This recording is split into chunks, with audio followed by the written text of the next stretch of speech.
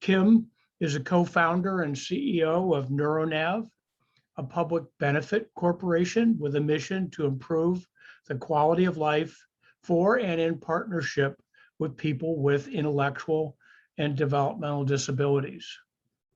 Kim is excited to walk alongside families and individuals to find the right support to unlock each person's full potential, to use person-centered planning and personalized intelligence to optimize self-directed care, starting with operations here in California.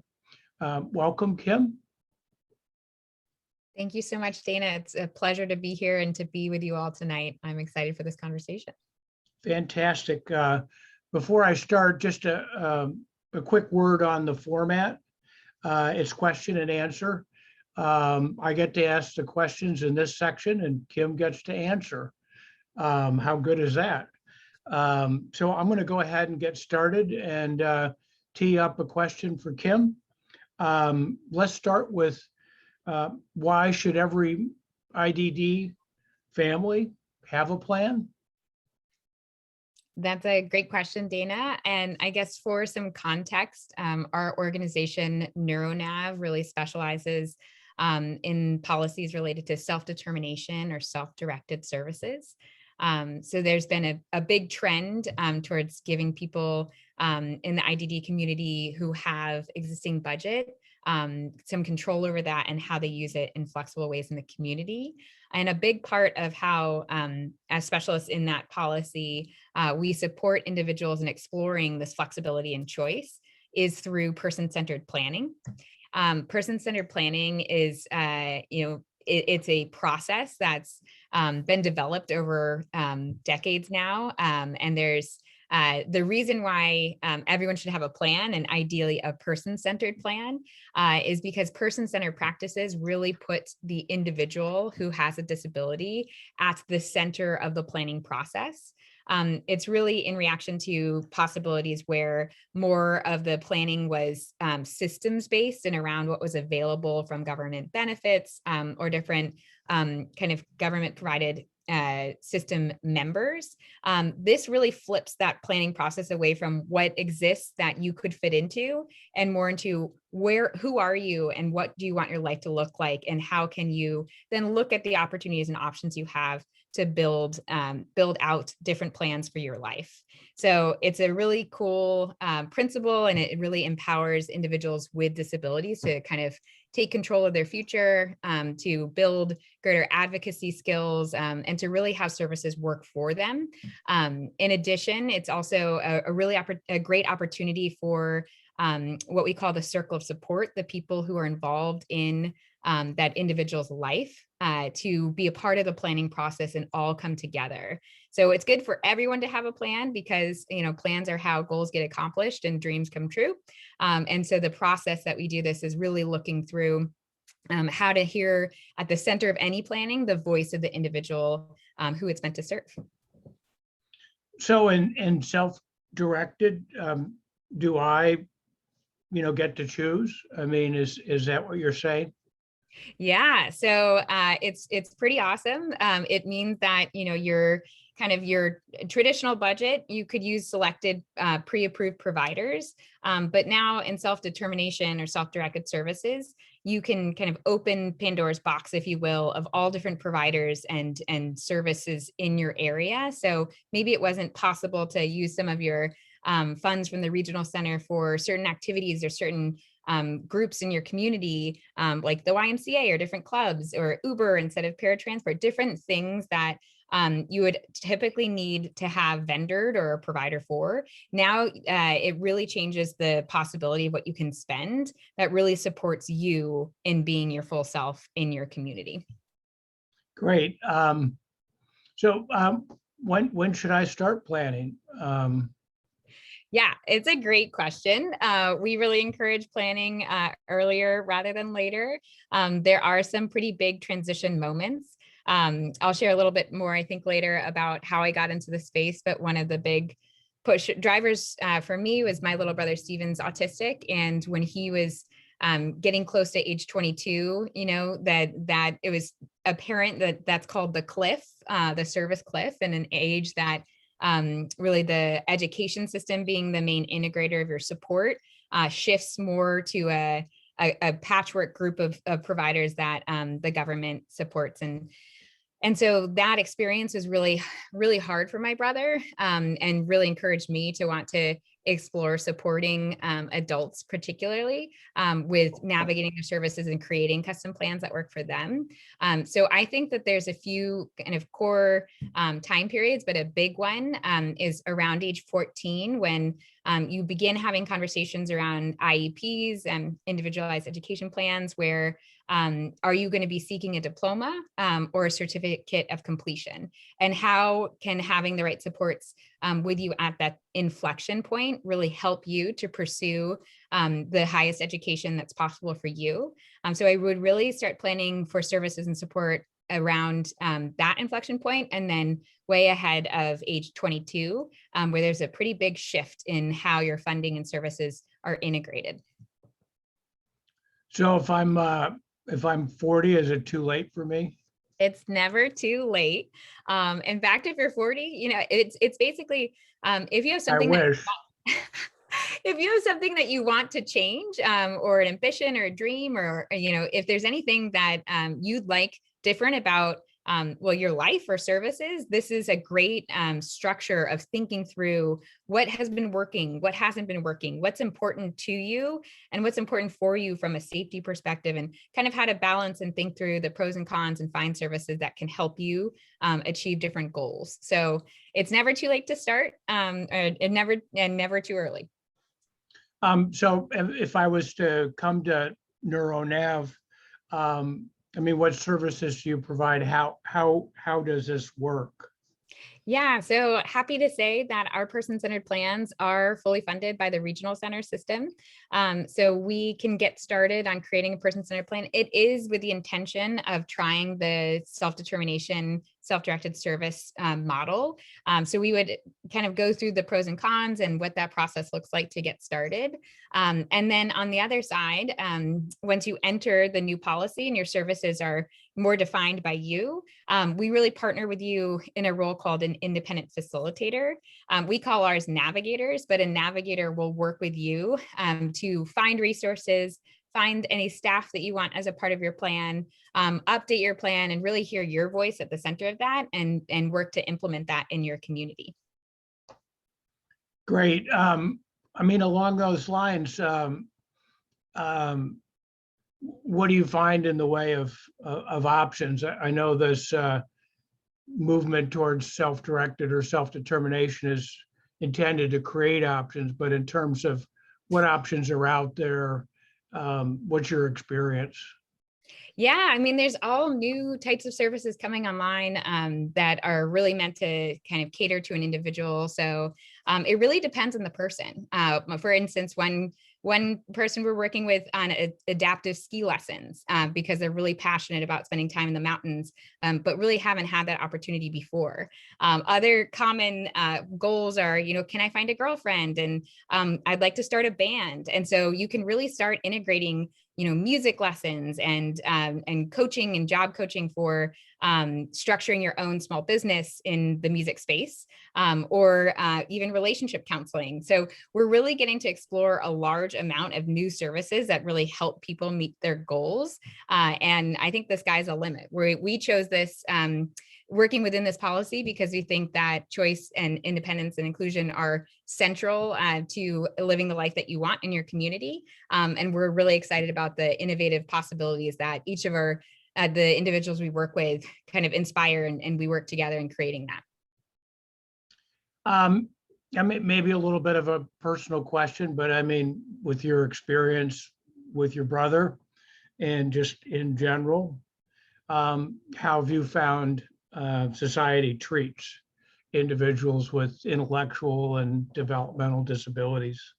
Yeah, it's a great and a tough question. I think that society has a long way to go to really not be just inclusive, but create a sense of belonging for people who are different, who think differently, who are neurodiverse. I spent some time kind of preparing some of my thoughts on what I would share with others about that topic. And yeah, I just think that it's kind of in the small acts of getting over stigma or judgment or fear around different behaviors and how to connect with one another, and being really open to sharing life with people who are neurodiverse. So I think some of it starts with just understanding what neurodiversity is, and that we all have different brains, and that affects how we see the world in good and bad ways. And everyone can show up with those differences. So for instance, on our team, we really live our mission within our team as well, of creating inclusive spaces and really hire for neurodiversity. And each of our team members goes through the person-centered planning process with each other. So we cover areas of how we can support each other in the workplace and as colleagues.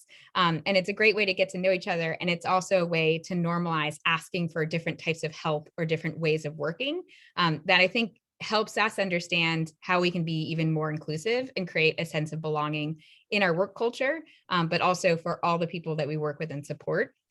So it's a tough question. It's a hard question. I think that I've learned a lot from my brother, who is very philosophical and reflective.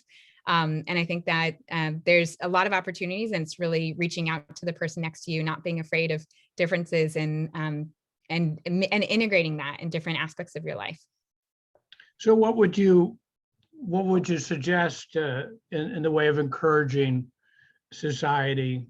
Because ideally, we all want to be included, and we want to be connected, and we want to feel like we're part of something. Thoughts there?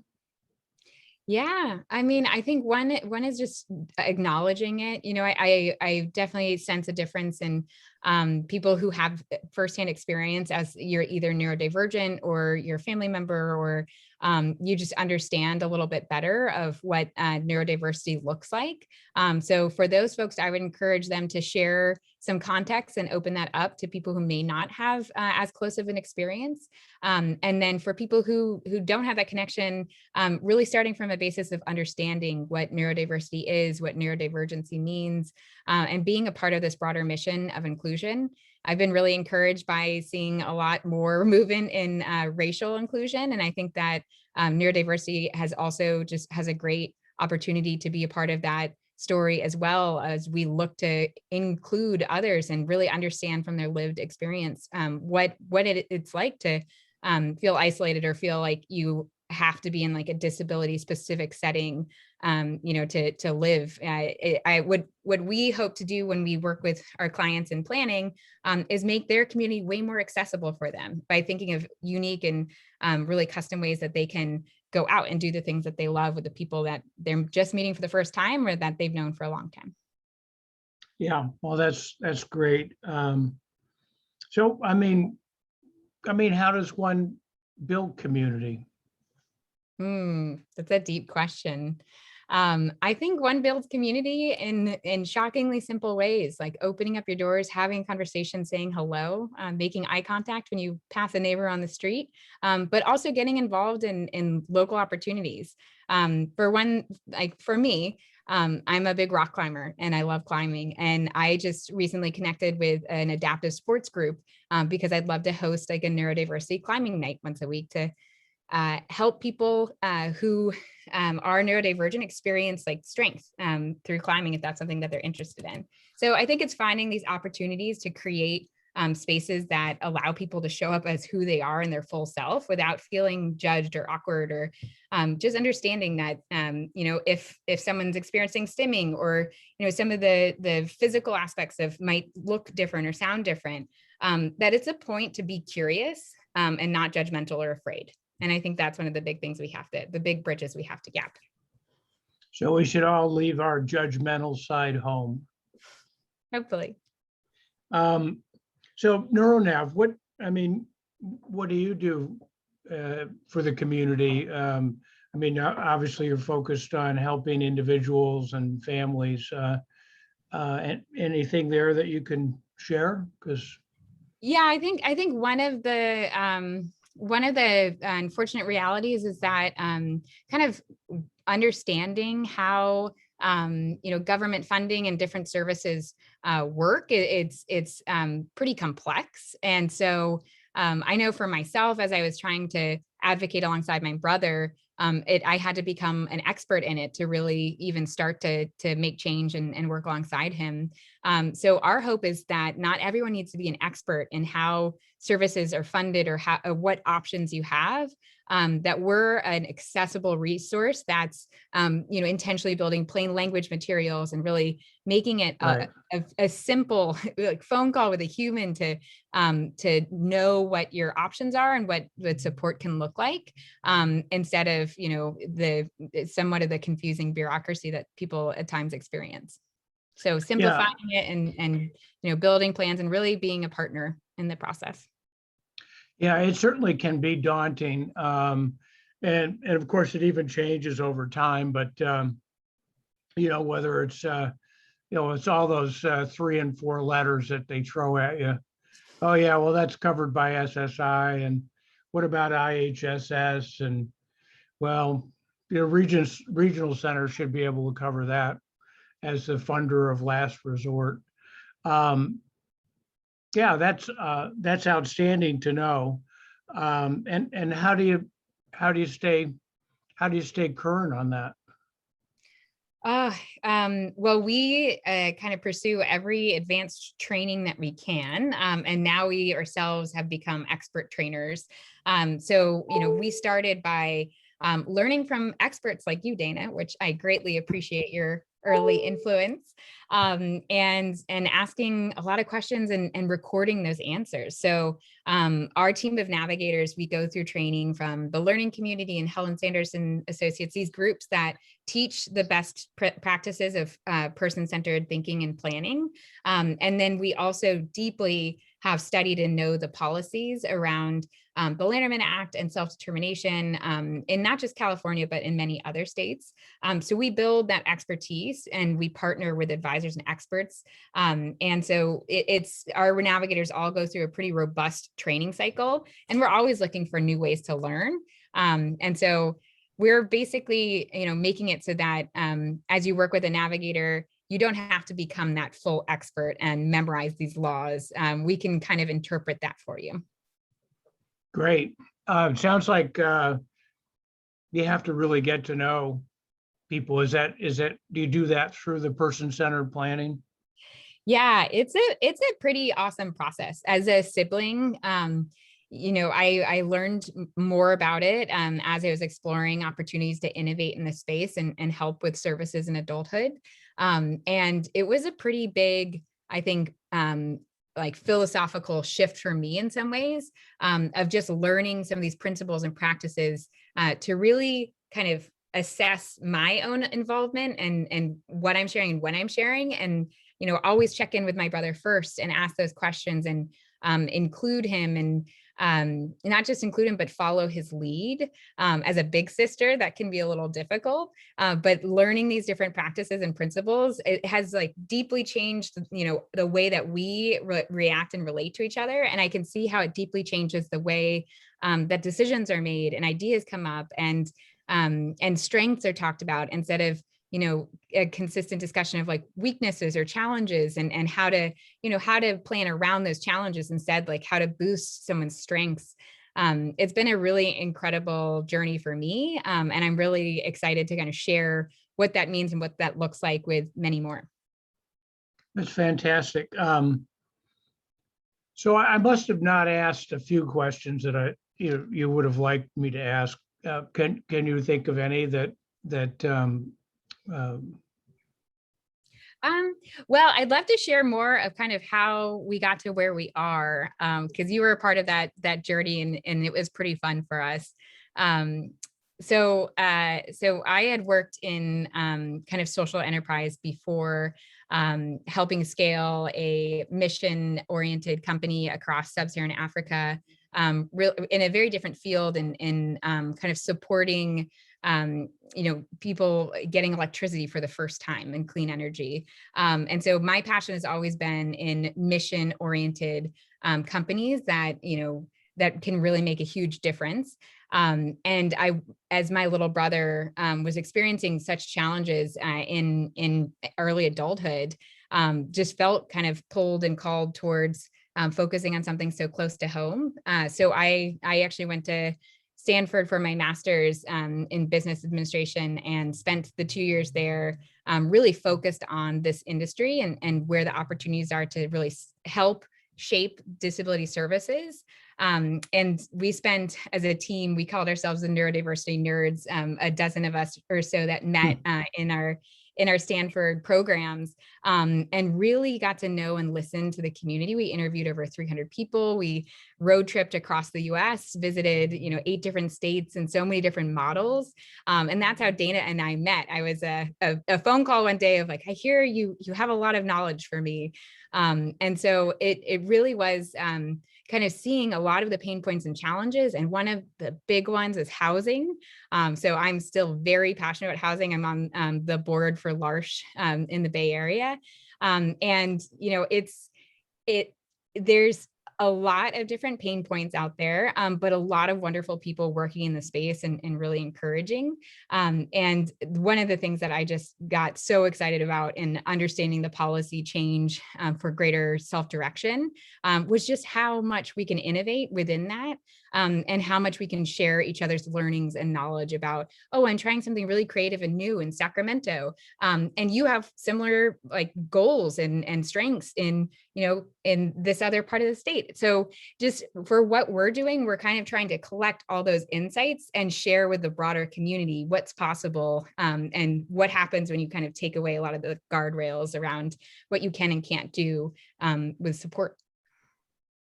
Well, fantastic. And so this led you to start a company.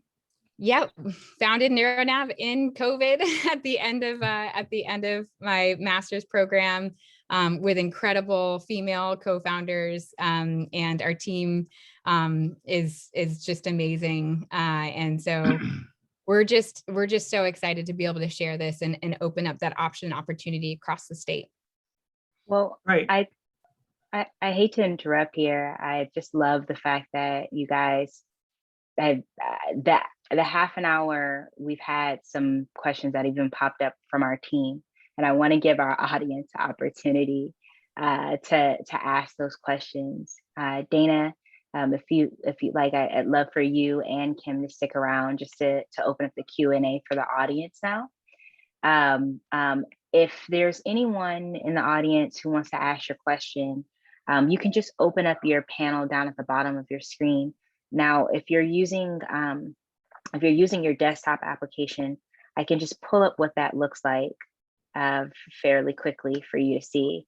But it's down here at the bottom. It's this Q&A feature, and we'll be answering those questions live right now. But I think that we have, let's see, we have just about 30 minutes left on the clock, and I want to give the audience plenty of time to ask their questions. And so I think one of the first ones that just came up is to define what IDD is. And I did go ahead and answer that, but in case someone else is feeling shy, one of the audience members wants to know for you to define IDD. And I think in doing so, we also need to talk, obviously verbatim, like what it is, what that term is. But I think we need to talk about the different nuances of that term, because you yourself are talking about neurodiverse. So maybe first we'll have you, Dana, just give us maybe the textbook definition of what IDD means. And then Kim, if you could come alongside and talk a little bit about the difference and the nuance with neurodiversity. Dana? Not sure that I've seen a textbook, but it's a very broad umbrella term that includes people with intellectual or developmental disabilities. Often when you get inside of those categories, people throw around diagnoses, but in this, it could be autism, and there's a whole range, or it could be an intellectual disability, Down syndrome, on and on and on and on. But I think that, and Kim will be great at answering this. I think that coming at it from the other side is really where we're at, is not the absence, or not the absence of strengths, but rather, what are people's strengths, and they're different. And, so Kim, maybe the neurodiversity term really kind of, comes at it from a different angle. And I kind of love the implications. Yeah.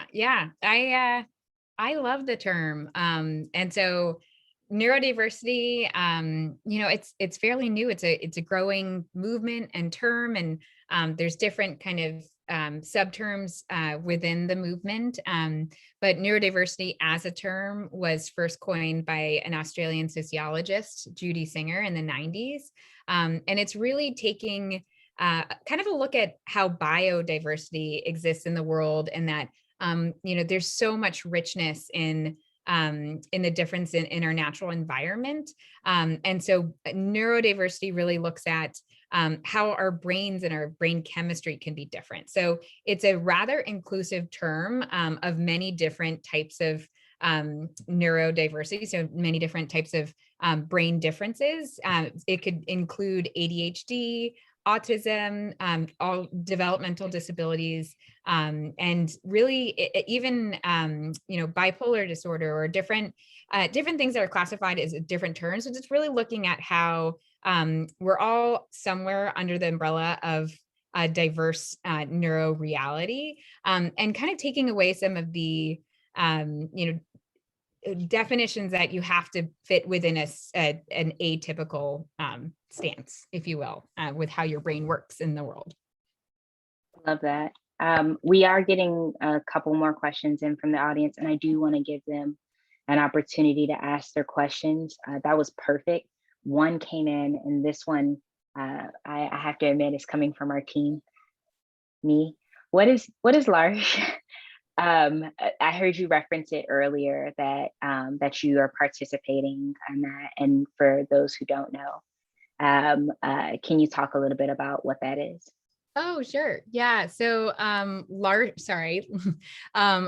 is an organization that was founded in the 60s, and it's an inclusive housing model, a faith-based inclusive housing model. So it's actually global. It's in 180, or sorry, I think they have 180 communities in like 50 or so countries.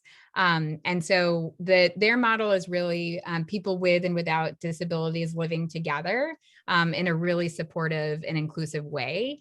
So I had the privilege to live in four different L'Arche homes in kind of my journey, my learning journey, and found it to be an incredibly beautiful culture and way in which people's strengths are really honored and really included. So that inspired a lot of what we want to create and how, and also something that I want to help build here in the Bay Area as they get started. I love that. I absolutely love that. There's a couple of questions now, and I think it would be unfair to keep ignoring them, that are coming in from our audience. And I'm just going to start from the top. Someone has a question for you, Kim, and they said, where did you get your training for the PCP, or person-centered planning process, please? Sorry if you already addressed this, but kind of multitasking here out of necessity. Yeah, so I've done a number of different trainings. I would say I'd over probably like a dozen or so. So one of the main ones that it has kind of levels of senior like skill development is from a group called the Learning Community that was built by one of the pioneers of person-centered thinking.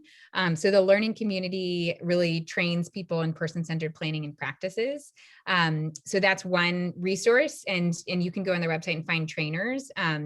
And then another really great planning resource I found is through Helen Sanderson Associates. They've also been doing person-centered planning for quite some time, based out of the UK, but with a lot of presence in the US, and they co-developed their curriculum with a few of the pioneers as well. And so their Planning Live curriculum is really great. There's also the Liberty Plan. So there's a lot of different resources, but and it is unfortunately kind of piecemeal, but probably the top two that I would recommend looking into are those two, the Learning Community and Helen Sanderson Associates. And I would add to that, and we've trained a number of our staff, kind of train the trainer kind of thing. But we've accessed some training through Parents Helping Parents. And Trudy Gable herself has taught a number of seminars, but yeah, it's we're all moving towards they call it the final rule. I doubt if it's going to be the final rule, but you know, it's kind of the next frontier to roll out person-centered planning in each and every existing model and service group. And so LSA is well along in terms of rolling person-centered planning out in each and every one of our homes. Great. Yeah, we have another question, same person. She wants to know if NeuroNav is vendorized with any regional centers yet. No, we're not, because the beauty is we don't need to be. Through self-determination, that policy and program allows for you to access non-vendored services. So we considered getting vendorized for person-centered planning, but it was official that service code 024 can go towards non-vendored providers. So we're able to do person-centered planning, independent facilitation, all of our services as a non-vendored provider, as part of the beauty of getting access to this new service delivery model. Yeah, I love that. So someone also wants to know, can an IDD person who is completely nonverbal be neurodiverse? 100%. Yeah, I know. They are. I know many more. Yeah, it like definitionally, yes. You know, I neurodiversity is I don't know how to describe it, like maybe a way of thinking, but there's, you know, it is not kind of, there's no checkbox or requirement. Is your brain different? Is the way that you think a little different? But I consider my brain neurodiverse. Everyone on this call, you know, we're all diverse in some ways. So it's inclusive. It's talking about that diversity. That there is another terminology that's talking more about like where you are on that spectrum. And so neurotypical is someone who's like, well, your brain looks a little closer to everybody else, and neurodivergent. So neurodivergence, you know, if you can identify as neurodivergent, maybe you're autistic and that's what you prefer to identify as. So it's really creating language to kind of talk about our differences that isn't, you know, isn't distinctly negative. Yes. I mean, that's what I like about it is that, you know, different is not judgmental.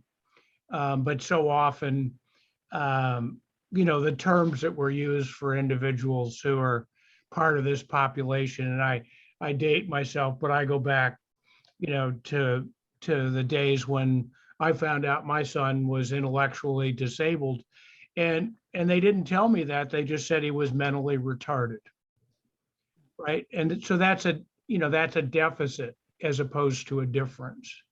And so I think we're better off looking at differences and worrying about how we include one another than the other way around. Right. You know, stigmatizing, you know, and that's where you lead with that, you know. So I think there's one more that's coming in, and I know that we want to ask this question too. Kim, can you talk a little bit about what people can do to help NeuroNav? Yeah, I mean, really, we just want to get to know you. We just love building this community, this culture of inclusion. I'm hoping that one day, our team is largely virtual now. I'm hoping one day we have an office and can invite people and host more community events, and even have, a co-working space for folks to find jobs. So I think, just would love to hear from you and how to build that future together. Spread the word. How do we get in touch with you? Oh, I don't know how to post. Well, I think we're going to put it in the chat. I also posted a YouTube video. If you want to learn more about the person-centered planning process, there's a YouTube video. And Dana, go ahead. Yeah, it's perfect. And we've put some links, as Dana's already mentioned, we've put some links in the chat here for you. There's quite a few comments, and we appreciate all of these comments that are coming in, just and how interactive this audience is. I love that we've gotten a chance to sit with you. I think that we might want to take a couple moments just to talk and maybe tease out some of these things that are being commented. Another participant of this webinar asked, or they've commented and they want to get your comments, Kim and Dana, saying, I haven't been able to follow too closely. This is also this person who's multitasking, has a necessity. But they said they've seen that there's been issues with funding at the state level for the rollout of person-centered planning. Maybe Dana, you can comment on that first, and then Kim, you can follow up.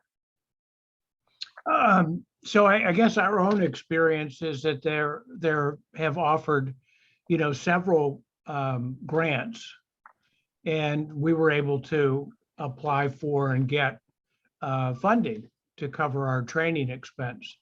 So I guess to the extent that maybe that wasn't, well known, maybe not all the providers were able to participate in that, but our experience has been that we have gotten funding to cover training costs, and also that they've moved the timetable out to, to cut providers a little slack in this COVID-19 period. There were some times where we had other priorities.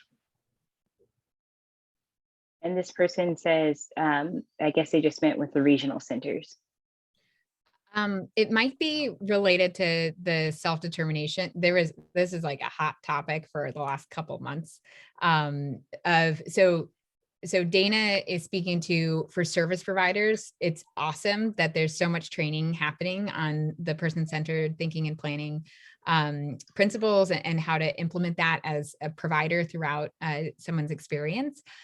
There was a separate part of entering the new policy requires a person-centered plan. And so for people who are in phase or phase in folks that were, I think they're like pilot folks, but they use different terminology. For the people who are lotteried in to try self-determination early, they had specific funds allocated to them in addition to their budget to have a plan created. And so there was a big question of, well, as this opens up to everyone who has interest in this policy, will funds be available to pay for person-centered plans? And thankfully, yes, it's official. It's gone through the consideration and the budget process. And now anyone who is interested in entering the new policy may have a person-centered plan created that is funded by the regional center. Wow. So someone else, I think that this person's thanking you as well. Someone else might have mentioned before that the difference between the intellectual disability and the word mental retardation and how that's not really used anymore. And then I believe you talked about the stigma of just, and I want to use the right terminology, but inclusion. Kim, is there anything in NeuroNav or any program in NeuroNav where you work with just this population integrating back into a society that's kind of divided them throughout the entire process of their high school school and career and things like that. I know that people have goals, and I know that there's things that you can work with them individually on. But for example, with our community integration training program at LSA, we focus on their interests, but also helping them integrate into the community. Does NeuroNav do things like that? 100%. That's our whole goal. Like a big part of our planning process is, what do you want community to look like? What's your ideal week? We go Wow. deep, and it's very collaborative, and the sky is the limit. And it's not just providers that are part of it. It's the full circle of support. So it could be a neighbor or a friend or a parent or anyone that you want. Like it's all up to the individual. We often use the term self-advocate because that tends to be preferred, or planner, like that in the planning process. The planner, in our terminology, is the person whose plan it is. And so our principles are to always ask the planner, and the planner, can we hear from your circle of support for ideas and inspiration? So the planning meeting is actually, we call it a party. We tend to have hours long parties, and we guide and facilitate sessions around what can make your life more meaningful in the community. How can you kind of access new services there? So it's really driven by that person's voice. And then we get really creative of, okay, you want this to happen. Like, what are the steps from A to Z? Let's talk about that. And then who or what services can support you in that? And how do we get those as a part of your regional center funding and plan? So yeah, it's really fun. And so a follow up to that. So just to make it really clear, this process helps also get past these stigmas of maybe some people that they might not have interacted with before, in terms of including them into the community. Is that part of this party? People that they might not have. The party is whoever the planner wants to invite to be part of, kind of the next phase of life. So we always meet with the planner to understand what they want to change and what's kind of driving the desire to have a plan. And we scope goals with that planner. And then we have so many different tools in our person-centered planning toolkit that we kind of work to select the ones that are most relevant to these goals in the plan itself. And then we have these exercises that we talk, we'll talk about communication charts, and when something's happening, especially with folks that are non-speaking, how do you like to communicate? What does that look like? And work through that with the planner and the circle of support to create opportunities for that voice. So we have a lot of different resources that we pull on in the planning process. And then once we work with you as navigators and you're in self-determination, it's about bringing all these pieces together, continuing to build and develop it. And so there's many people that we're kind of crafting and supporting in greater, living on their own. So living in their own apartment or in their own house, and feeling like it's the first time that they can really do that because they are able to have the types of support that they thought would best suit them in that environment for the first time. So yeah, it's every person that we work with is really different, has really different goals. So it's very much catered to that. We built the service that my brother wishes he has, and that I wanted him to have, and and we're growing every day.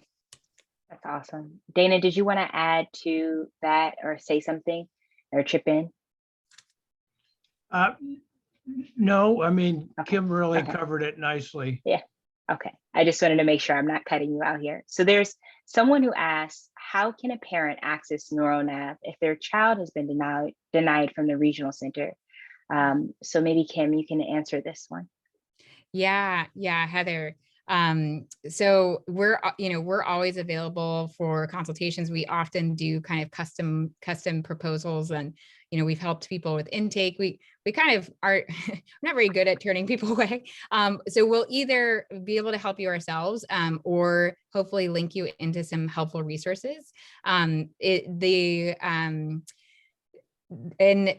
there are ways to kind of help through the fair hearing, or kind of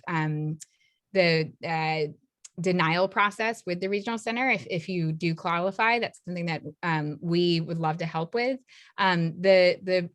One of the challenges or our goals by creating our service through Medicaid policy and funding was to make it really accessible to all income levels, so and all backgrounds. And so part of that mission of inclusion means that we really wanted to work within the system and the main funding so that this service wouldn't be purely private pay. I think one of the challenges with that is that a lot of our service is designed to work through a lot of these existing systems so that we can sustain it.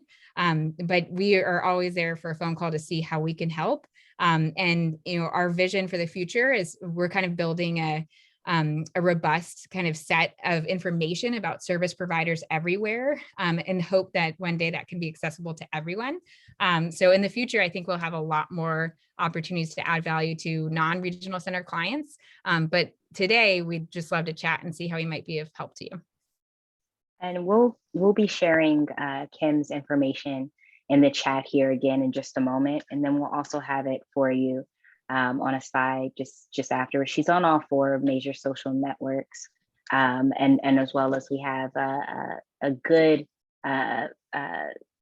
what's it called, form for you to fill out. Both, it sounds like it's both in Spanish and in English here, and then also Kim's email address for info at neuronav.org and her website. So just a few more minutes here to ask just one or two more questions. An anonymous person says, can you talk more about navigators and their roles? Yeah, so we're NeuroNav, Neurodiversity Navigation, and our team is largely consists of all navigators. And these are individuals that have a deep mission commitment to serving and bringing up inclusive activities through the work that we do. So we hire neurodivergent. We're 30+% neurodivergent ourselves as a company, and always looking to hire and create more inclusive practices within our company and within our hiring practices. And so our navigators, they come from a lot of different backgrounds, social workers, former ABA therapists, just it's a really rich group of folks that are committed and have shown a history of commitment to serving this population, and then go through really rigorous training to have the expertise to advocate alongside someone in the ebbs and flows of life, of all the changes and the differences you might want to make in your service plan over time. Yeah, that's great. I want to try to fit in these last couple of questions. I don't know if I'm going to be able to, but if not, again, we have some information for you to connect with Kim and NeuroNav in the chat. It sounds like a really great idea. Someone says it's a novel idea for your business, and without shooting yourself in the foot or naming names, are there other organizations, such other organizations or companies that are popping up and trying to do what you do? So do you have allies that are close cousins or similar to what the services that you're offering are? Yeah, we do. And we're part of an amazing network. It's called the Independent Facilitator Network.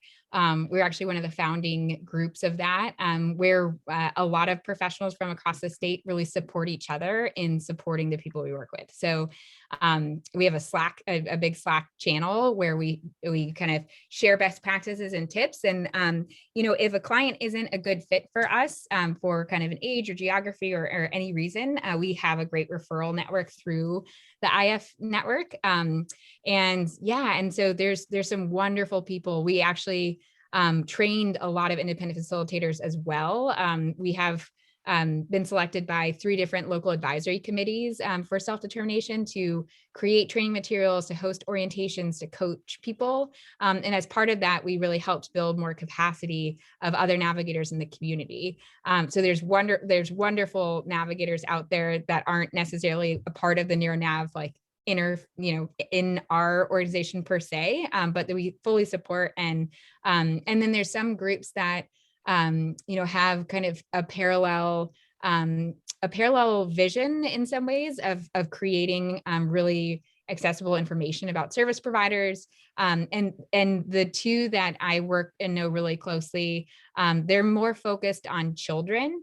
And so we kind of swap tips and share learnings with each other. There's a group, Special X, and Sprout. And so those are two groups that I think are, and Bettering Health, three groups that are really focused in kind of really 18 below and early intervention. And so I think that they have a lot of like bright people working to kind of integrate, create better custom services as well.